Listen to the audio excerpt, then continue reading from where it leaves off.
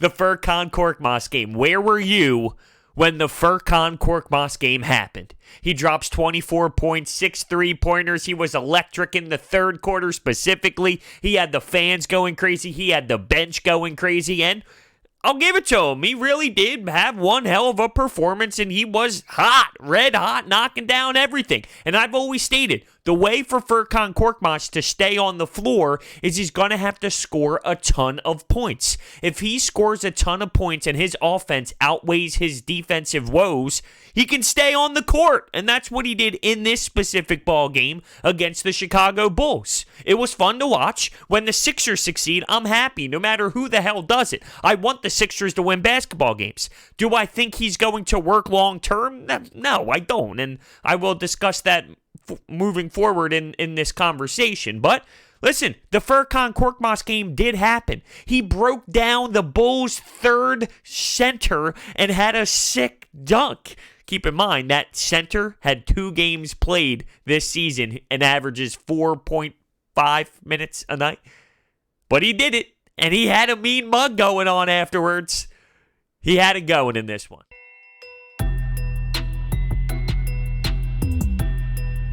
Now, Sports Talk with Broads. Here's Hunter Brody. Hey, do you want the best free daily sports picks on the planet? Visit Picks and Parlays on YouTube. That's Picks and Parlays. They have a YouTube channel. Picks and Parlays gives you the best premium sports picks on the web with all the winners you need. And it's 100% free at Picks and Parlays. They cover mostly every sport and update daily. So it's like real time, guys. Find the channel link down in the description and make sure you subscribe to Picks and Parlays. And be sure to hit the bell for daily notification. Check out my friends at Picks and Parlays. So the Sixers beat the Bulls. They found a way to win both home games before they go on this 3-game road trip against the New York Knicks tomorrow on Saturday night.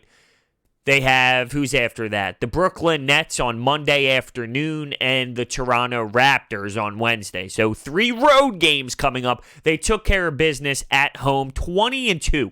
20-2? That's absurd. I feel like that's just getting thrown underneath the radar and it's just going by unnoticed. 20-2 at the Wells Fargo Center? That's insanity. What they are doing on their home floor is ridiculous. Teams don't do this to this degree. They don't win at home to this degree. The atmosphere is disgusting in a good way. Disgusting, sick, hard to play against, and it totally boosts the team.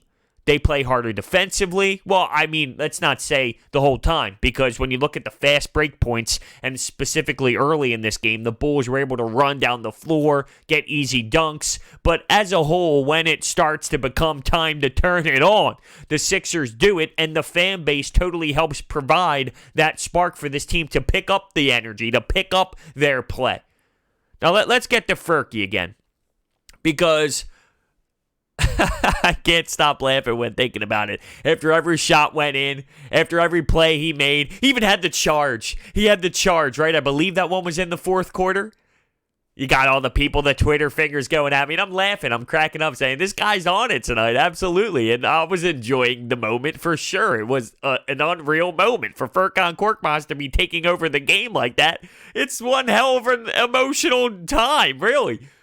But I dove back afterwards, and I said, it seems as if with Furkan Korkmaz, he goes through these stretches of basketball where he's awful, flat out awful. And then he gets hot and goes on a tear for a couple games, a handful of games, and then he goes back to that brutal basketball again. So I dove back and I saw his game logs. And keep in mind, I know that he only plays limited amount of minutes. He doesn't play starter minutes. So when you look at these numbers and you look at his points per game during this time, you got to factor in his minutes played and whatnot. But I looked at his last game 20 to game 41. 7 points, 8 points, 5 points, 3 points, 6 points, 7 points, 2 points, 4 points, 6 points, 5 points, 6 points, 21, 16, 7 points, 5 points, 9 points, 8 points, 6 points, 9 points, 2 points, 3 points. And then he finishes with an explosive one And actually, he had 15 in the Nets game and then 21 here. So here's this mini spurt of Furkan Korkmaz again. I know the moment's fun. I know it was entertaining. Hell, I was enjoying it. Truthfully, I really was enjoying it, watching him make these absurd shots. A lot of them were contested at times. Like, there were people in his face. He's falling over. It was good stuff. Oh, by the way, Ben Simmons with unbelievable passes, too, by the way. These things were ridiculous. He's one-handed, throwing them like a football, throwing them like a baseball, right into the breadbasket where Furkan can catch and shoot it. The passes by Ben Simmons in this game, wow, it's special. But I was enjoying the moment out of Furkan. But we need to tone it down. It was good. It was fun. It was against the Bulls. The number one reason why I have the view that I have on Furkan Korkmaz is because when it comes down to it, and when it's playoff basketball, and when it's half-court sets, and you're not going up against the Chicago Bulls, and you have teams like the Miami Heat, or the Boston Celtics, or the Pacers, or the Bucks, or anyone at the top of the Eastern Conference right now, in half-court sets in playoff basketball where it's possession by possession, if he's not scoring a good amount of points for his minute total, he will get abused, because what they're going to do is they're going to set a pick, they're going to switch on Furkan, and they will abuse him in the postseason. So that's why I have the view that I have on Furkan Korkmaz. He needs to score more than he allows defensively. In regular season play, in games against the Chicago Bulls, it will be easier for him to get by. When it's possession by possession, when it's a lot different in the playoffs, it will be brutal if Furkan Korkmaz is not going to be able to knock down his shots. Now, I will tip my cap to him. His three-point shooting this season is way better than it has in the past. In the past, he wasn't even league average for a three-point shooter. Now, he's shooting it at a good clip, so he is doing that. But he needs to score to stay on the basketball floor. It's going to be easier for him to be able to do this during the regular season play. My take on Furkan is he will be unplayable in the playoffs, and he will get toasted and roasted. That's why I have the stance that I do on Furkan. So this was great. It was awesome for him. I'm sure it's great for his confidence. But the track record shows, when you look through all of his games this season, he does this for a few games, and then he'll be the Furkan Korkmaz that I know more times than not, which is 5 points, 4 points, 6 points, and he's getting waxed on the defensive side of the floor. Good teams know how to attack someone like Furkan Korkmaz. The Bulls, they ain't it. They're not it. They're not the good team that knows how to maximize their strengths and maximize their opponent's weaknesses, really. And you saw that on full display. But I'm not taking anything away from him. I'm just supporting my thoughts, and I'm supporting the way I think about Furkan Korkmaz. Because as great as this moment was, I think long-term with Furky. I think long-term in the playoffs. But here's the thing that I understand as well when it comes to this basketball team. They are a team that needs as much three-point shooting as possible, and he is the team's best three-point shooter. And I acknowledge that. So he needs to be on the floor. It's going to be interesting what Elton Brand does when it comes to the trade deadline, going out and making a trade. I heard Robert Covington. I'm disgusted if the answer is Robert Covington, but I'll talk about that in a future discussion as the trade deadline gets closer and as real noise starts to emerge. I know it's being talked about, but it's just going to be interesting on what type of player they go out and get, how that affects someone like Furkan Korkmaz down the road for this season and even in the playoffs when the bench shortens. Al Horford got going. He really did. He got going in this one. 20 points. He had, 6 assists, 5 rebounds. He was able to get going. And that's what you need out of him, really. It's been a brutal stretch. It's been tough. And yes, they're going up against a lesser opponent in the Bulls, and when you look at their big men, they are really struggling when it comes to getting big men on the floor. They are really low on their depth chart. So the opponent tonight, it's the Chicago Bulls. The Sixers should be able to take care of business. But just from an individual standpoint here, I loved Al Horford getting going, knocking down shots. Early on, I thought he got some lucky bounces, maybe some veteran touches there that hit off the rim, hit the backboard, went in, and things of that nature. But, hey, when you're going to have a good game, you're going to get those rolls, and we needed that out of Al Horford. It wasn't just the scoring that he did well on. He was able to grab some rebounds, get some assists as well. And speaking of big men, Kyle O'Quinn got to play because of the whole Norvel Pell G League contract situation going down at this very moment. The Sixers are going to have to figure out what they want to do with Norvel Pell. To me, I don't think you can let him hit free agency because other teams are going to want to attack this guy and get him because he has shown that he is a rim protector. He is a player that has a lot of upside and he can contribute. I don't want him to go. So there are a lot of things right now that Elton Brand is going to have to figure it out when it comes to this roster construction because it's not easy. There are a lot of question marks right now. There's a lot of moving pieces. You got to go out and get a trade so you can find someone who can really shoot the basketball. There's a lot. And Elton Brand has his hands full, and he's going to have to dial up a game plan that will be effective for this team down the stretch. Ben Simmons, 20, 11, and 7. Bringing it defensively, added another steal, and we know that he leads the league in steals right now. He's remarkable on the defensive side, and so is Mattise Thybulle. Mattise blocked Zach Lavine, and Lavine struggled from the floor, shooting 0 of 7 from 3. So Mattise was a beast, if you will. And, it was really great to see him with his hands, active hands. What did he finish with when you look at his steals and blocks? 3 blocks, 2 steals, plus 19. Tremendous stuff, really.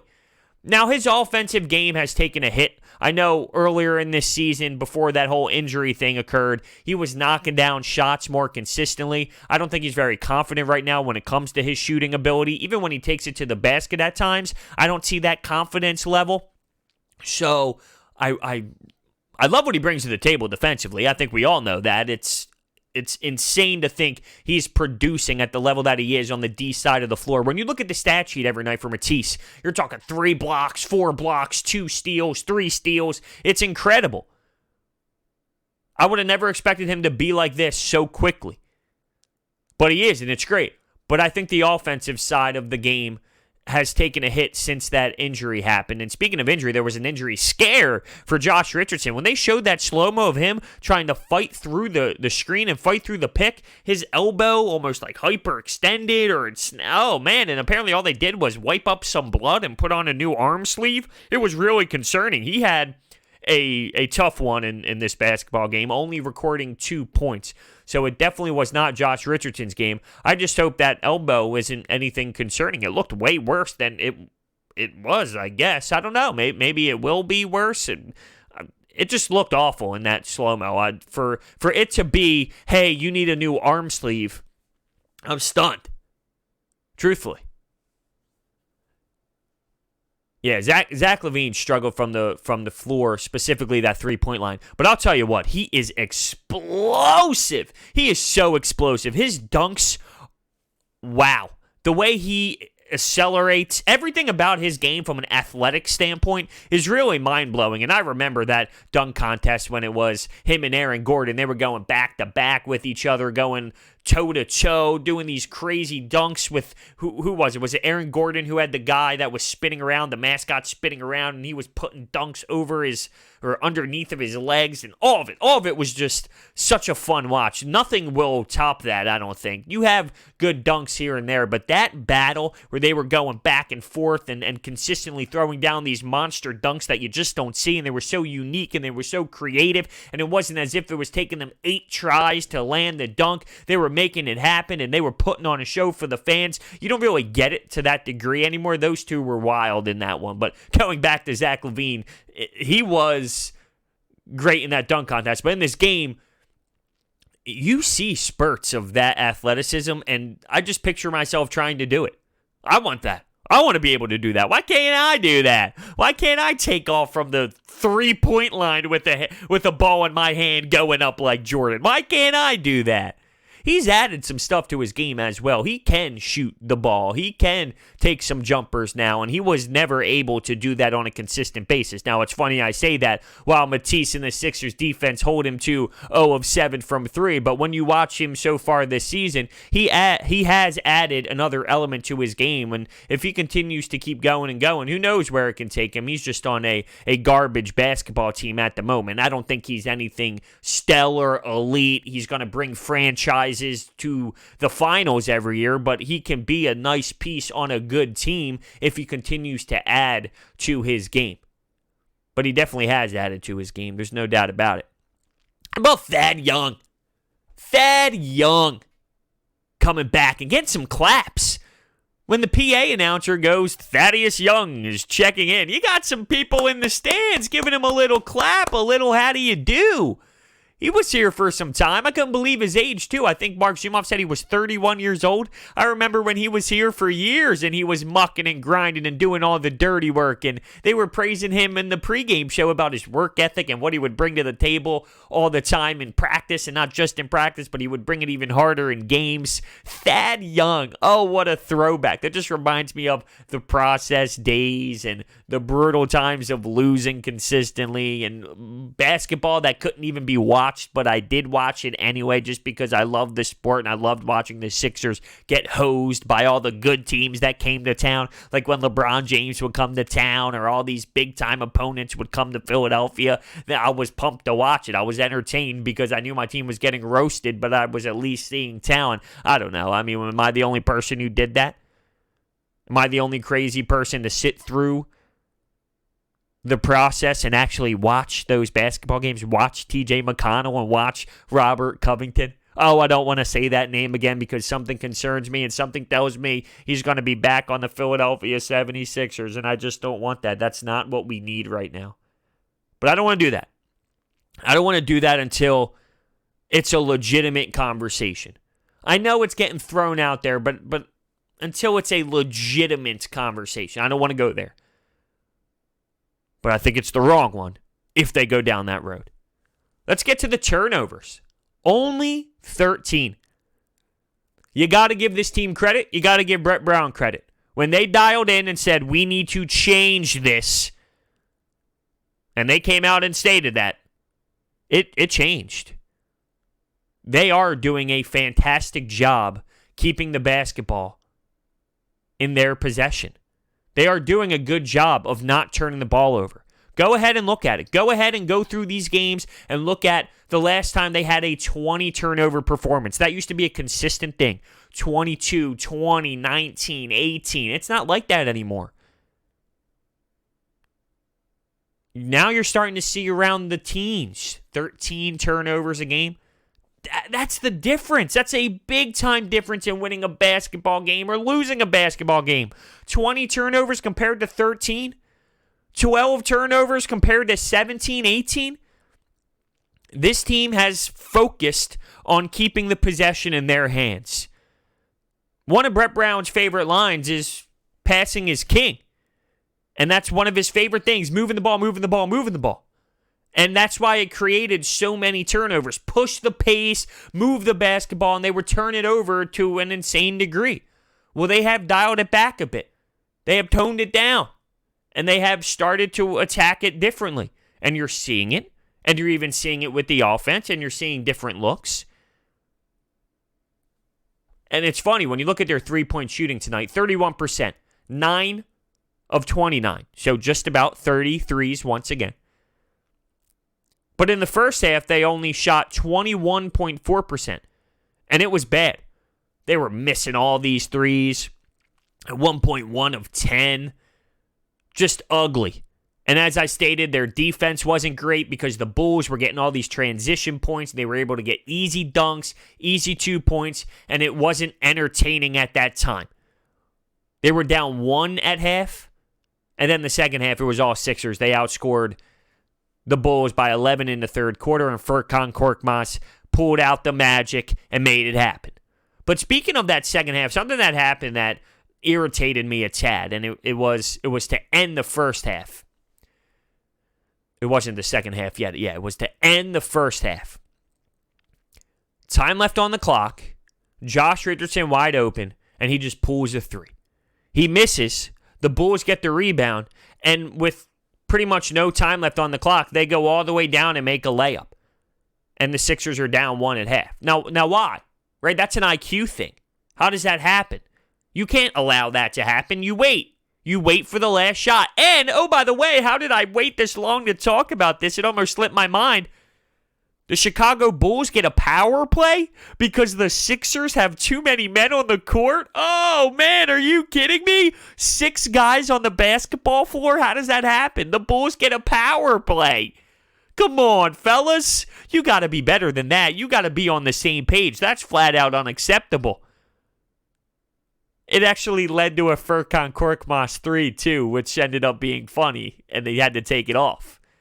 Now, how do you defend 6 guys with 5 people on the floor? Of course there's going to be somebody open, but it's just funnier because it was Furkan Korkmaz after that unreal performance by him.